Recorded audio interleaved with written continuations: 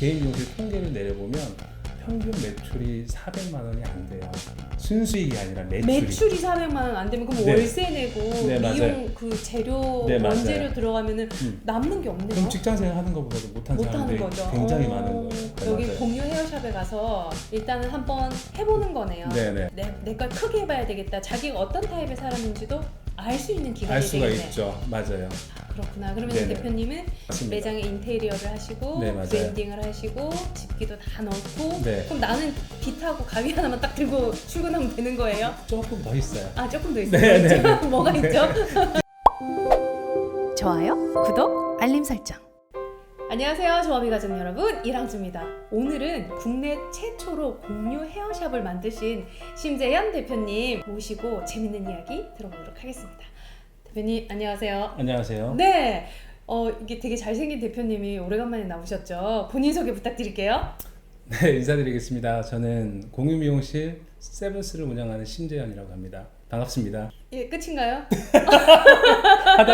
하다가 자연스럽게 얘기하도록 하겠습니다. 다시 할까요? 아니요. 다시 안 하셔도 돼요. 이렇게 편하게 하시면 돼요. 네. 자, 공유 헤어샵이라고 하셨는데 아마 우리가 공유 오피스, 뭐 공유 주방 이런 거는 들어봤는데 공유 헤어샵은 어떤 건지 소개 좀 해주세요. 공유 헤어샵은 이제 여러 디자이너들이 네네. 자기 사업자를 가지고 한 미용실에서 아. 사업을 할 수 있는 구조라고 보시면 될 것 같습니다. 그러면은 예전에는 한 미용실에 이게 자격증이 있어야 되는 거잖아요. 네, 맞아요. 그럼 그 자격증을 가진 사람이 한 명이 한 매장을 했는데 지금은 그러면은 네. 뭐 20명이고 30명이고 상관없이 한 공간에서 다 있어도 되는 거예요? 크기에 따라서 네. 완전히 정해진 바는 없는데 네네네. 사실 완전히 합법적인 건 아니고 이제 나라에서 새로운 어떤 좋은 사업이 나왔을 때 규제 네네. 샌드박스라는 그 샌드박스를 통해서 네네네. 임시로 허용하는 제도가 있어요. 그래서 그러면은 지금 대표님 세븐스는 그러면 그 샌드박스의 네네. 그 수혜자신 거네요. 네, 맞습니다. 아. 샌드박스의 승인을 받고 네네. 지금 정부에서 다중사업자 제도를 이용해서 네네. 헤어 디자이너들이 비용을 들여서 창업을 하지 말고 이렇게 현재 있는 미용실 큰 미용실에서 들어가서 네네. 사업을 할 수 있게끔 그렇게 아. 지금 나라에서 밀어주고 있는 정책 중에 하나입니다. 그럼 기존에 네네. 우리가 막 이렇게 프랜차이즈로 큰 헤어샵들 되게 많잖아요. 네. 거기에도 디자이너분들이 다 있으시잖아요. 네네네. 그럼 거기하고 여기는 어떻게 차이인 거예요? 지금 거의 대부분의 헤어 디자이너들은 네. 이제 프리랜서라고 하죠. 네네네. 프리랜서도 엄밀히 얘기하면 사업자이긴 한데 네, 맞죠. 정상적인 개인 사업자가 아닌 말 그대로 프리랜서고 지금 이거는 내가 작은 매장에 네. 사업자를 신청을 해서 사업을 하는 어머, 그럼 네네. 너무 좋을 것 같은데요? 그럼 만약에 내가 헤어 자격증을 가지고 있어요. 네. 그런데 내가 입지도 봐야 되죠. 네네. 그쵸? 그다음에 인테리어 요즘 또 컨셉 잡아야 되잖아요. 네네네. 브랜딩까지 해야 되죠. 그러면 미용 기기 하나에서부터 다 내가 구입해가지고 오픈해가지고 오픈하면 뭐해? 손님이 와야 되잖아요. 네, 맞아요. 홍보해야 되죠. 광고해야 되죠. 마케팅해야 되죠. 그 외에 기술보다는 그 외의 일들이 너무 많은데 그거 다 해주시는 거예요? 아닌가? 제가 너무 크게 생각했나요? 네네. 너무 크게 간 거고요. 네, 정말 많은 걸 해주는 건 사실이긴 한데 네네. 이제 궁극적으로는 이 미용계에 약간 현재 미용 실태가 좀 있어요. 네, 미용계 네. 실태가 어떤 실태냐면 스토리가 정해져 있어요. 지금 현재 대한민국의 13만 개 미용실 중에서 등록된 미용실 중에서 네네. 소용사업의 규모가 어마어마해요. 8만 개 이상이 8만 개가 네네. 개인 네네. 혼자서 하시는구나. 혼자서 하는 사람들이 네네. 그렇게 많거든요. 네네. 그런데 그 이유가 뭐냐면 보통 미용을 시작하고 나면 어느 시점이 되면 다 미용실을 차리고 싶은 게 그쵸. 목표예요. 맞아요. 내 가게 갖고 싶죠. 네네네. 네네. 근데 이제 그 가게를 가지고 네. 아주 잘 되면 괜찮은데 여기에서 되게 실패들이 많아요 지금. 실제로 그렇죠. 실제로 저희 안쪽에 들어오신 분 중에는 하나는 혼자서 너무 50살까지 예전에 청담동에 사셨던 네. 분인데 지금 한 50대 중반 정도 되신 네네. 저희 원장님 중에 한 분이신데 네. 개인 샵을 하다가 미용을 더 이상 하기 싫다고 우울증에 빠지셨어요. 왜요? 외로워서. 혼자 사시니까. 그럴 수도 있을 것 같아요. 그렇게 1인 샵 해서 잘 하셔서 오랜 시간 하신 분도 그렇게 문제가 있지만 지금 1인 샵을 하시는 분들이 너무 많아지다 보니까 지금 어떤 가격 파괴, 서로 간의 경쟁, 출혈 이런 현상들이 지금 미용계에 되게 많이 있거든요. 그래서 실질적으로 한 미용실의 개인 미용실 통계를 내려보면 평균 매출이 400만 원이 안 돼요.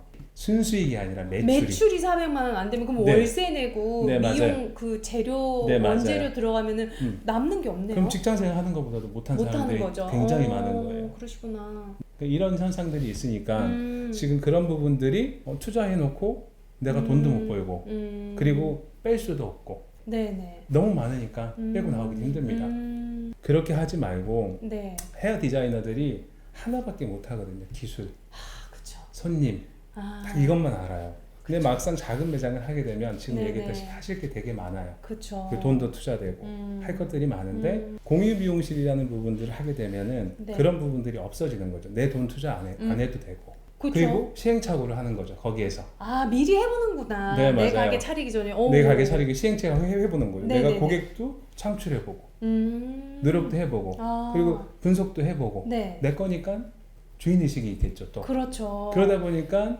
그런 어떤 주인의 느낌을 먼저 가져보는 거예요. 직원으로 있다가 네, 맞습니다. 바로 맞습니다. 창업하지 말고 네, 맞아요. 여기 맞아요. 공유 헤어샵에 가서 일단은 한번 해보는 거네요. 네네. 그럼 나는 내 걸 크게 해봐야 되겠다. 자기가 어떤 타입의 사람인지도 알 수 있는 기간이 알 수가 되겠네. 있죠. 맞아요. 그렇구나. 그러면 네네. 대표님은 그런 큰 규모의 매장을 얻으시고 네, 맞습니다. 매장에 인테리어를 하시고 네, 맞아요. 브랜딩을 하시고 집기도 다 넣고 네. 그럼 나는 빗하고 가위 하나만 딱 들고 출근하면 되는 거예요? 조금 더 있어요. 조금 더 있어요. 네, 있죠? 네, 네. 뭐가 네. 있죠? 디자이너들이 실수를 해야 되는 빛, 가위, 추가적인 집기들이 있습니다. 집기들 그것만 네, 그냥 딱 들고 그냥 이렇게 탁 이렇게 들고 캐리어에 네, 오면 됩니다. 다 돼 있는 거죠. 맞습니다. 뭐 샴푸실부터 시작해가지고 맞습니다. 뭐 고객들 네네. 뭐 이렇게 케어하는 자리부터 네. 시작해가지고 싹 다 준비돼 네, 있는 거죠. 맞아요. 그럼 너무 편하겠어요. 처음에 이것저것 생각 안 하고 고객에만 집중할 수 있는 그런 네. 공간이 되겠네요. 네, 맞아요. 이런 아이템은 어떻게 생각하신 거예요?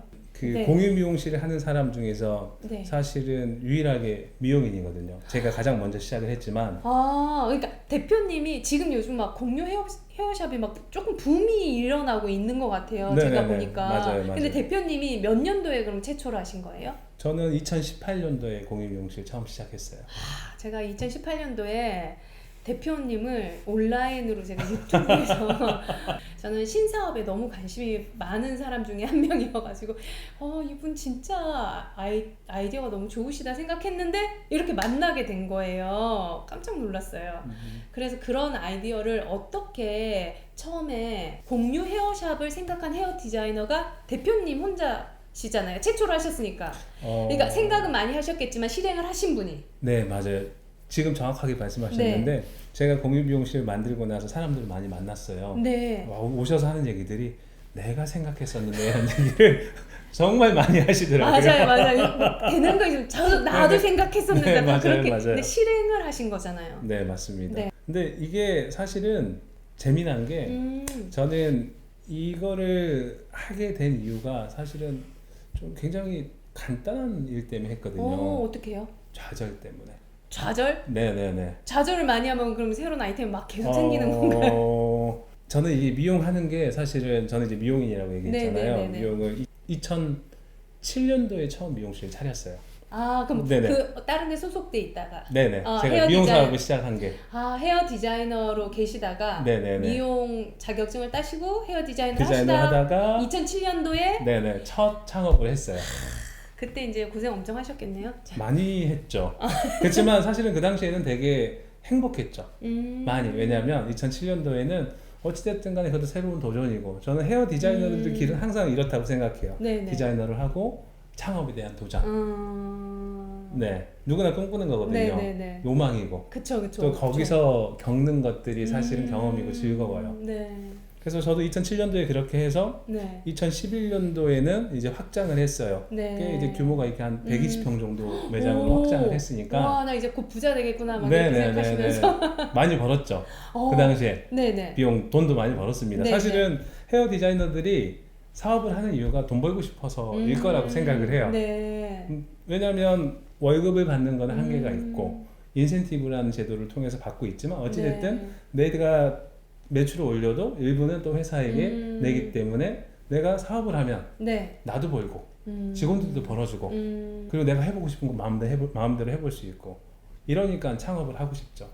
그 당시에는 그래서 저도 그렇게 창업하고 이것저것 다 해봐서 성장해서 확장을 하고 굉장히 좀 유명한 미용실도 네. 저희가 운영이 됐었어요. 그래서 미용에는 전통이 있거든요. 이게 기술이다 보니까 후배 양성을 쭉 해야 돼요. 미용실이 역사를 가지기 위해서는 그죠. 아카데미가 되게 중요하죠. 네, 맞습니다. 그래서 아카데미와 어떤 게 연결이 되든 외부 교육을 시키든 이 내부적으로 후배 양성들을 쭉 시키면 그런 매장이 잘 된다. 이젠 매장의 역사가 생겼다. 그래서 이제 매장이 확장을 해도 된다. 이런 선배들이 걸어온 길에 설이 있어요. 그래서 10년, 9년, 7년, 8년, 7년 장기 근속자들을 쭉 만들어놔요. 네. 네, 좋은 문화도 만들고 해서. 그래서 제가 이제 그런 후배들을 쭉 양성을 해서 2017년도 7월 7일 날. 네네. 7월 칠성날. 네. 합정에 세븐에비뉴를 오픈을 했어요. 네네. 성장시킨 친구들 50%. 50%. 네. 10년 그러면, 만에. 그렇죠. 그럼 여기는 이제 오픈돼도 딱 우리 시스템이 바로 여기 딱 들어가잖아요. 그쵸. 그럼 이게 바로 이게 성공의 공식이었거든요. 맞아요. 성공의 공식이었죠. 네, 성공의 공식이었어요. 근데 네. 그래서 처음에는 잘 됐어요. 고객들도 또 많이 찾아오시고 성장하시고 그런데 네. 다 깨졌어요. 왜요? 10년 동안 이렇게 쌓아왔었는데. 그 저를 포함해서 네. 미용하신 원장님들은 공통점이 다 있어요. 뭐가 있냐면 후배들을 잘 키워서 네. 이들과 같이 뭔가를 만들고 싶어 해요. 진심으로.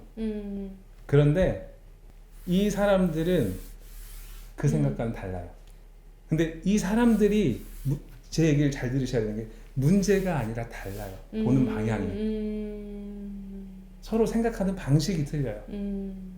그래서 그 마음이 서로가 전달이 안 돼요. 그러니까 오해가 쌓여요. 그래서 깨져요. 근데 이게 저만의 문제가 아니라 모든 미용실이 지금 현재 이 순간에도 그렇고 그 당시에도 그래요. 근데 과거에는 안 그랬거든요. 그러니까 이 사람들이 라이프 스타일이 변화되는 변했어요. 것 같아요. 맞아요. 우리가 어릴 때는 부모님 말 되게 잘 듣다가 네네. 사춘기가 되면 이제 자기 생각이 네네. 생기면서 네, 그 내에서 혁명이 일어나는 거잖아요. 네. 그래서 시대도 그런 것 같아요. 맞아요. 이게 세월이라는 이 흐름 속에 시대들이 계속 변하는 것 같아요. 지금 이 순간에도 계속 그런 변화가 일어나는 것 같아요. 맞아요. 그게 완전히 변했던 거죠. 하고자 하는 꿈은 이들과 같이 행복하게 성공하고 싶은 거였거든요, 사실은. 네, 행복하게 성공. 네, 같이. 네. 같이 행복하게. 이게 아마 모든 미용실 원장님이 다 갖고 있을 거예요. 네. 네. 그러다 보니까 이게 저도 그렇게 다 깨지게 된 거예요. 처음에는 서로가 섭섭하죠. 항상 이 미용의 거의 대부분이 97% 정도는 될 것 같아요. 100명 중에 3명 정도만 제외하고는 마무리가 다 안 좋아요. 옛날에 월급 받고 했을 때는 그런 일이 없었어요. 그냥 월급 받아도 미용실 원장님 돈을 많이 버니까 더 많이 챙겨주고 했는데 막 지금 인건비는 올라가지만 네. 사업하는 사람 입장에서는 이게 틀려진 거고 디자이너가 일한 만큼 준다고 생각해 원장님은. 근데 디자이너 선생님들은 그래도 네, 아직 정확하게 사업적인 부분은 아직은 다 몰라요. 그러다 보니까 이제 저도 그렇게 다 분열이 되고 나서 네네. 미용을 접을까 했어요. 네, 물론 하나가 잘 되고 있지만 그냥 재미가 없는 거죠. 네. 그래서 워낙 스트레스를 받으니까 이제 몸에 내부적으로도 막 이상도 생기고 그때 제가 영국을 잠깐 가게 됐었어요. 네네. 네, 영국을 가게 됐는데 책을 봤어요. 비행기 네. 안에서. 네. 에어비앤비. 에어비앤비. 네. 에어비앤비. 책을 보면서 생각을 해보니까 네. 이제 이런 생각이 들기 시작했어요. 미용을 거기다 빗대보기도 하고 이런 생각도 했는데 네.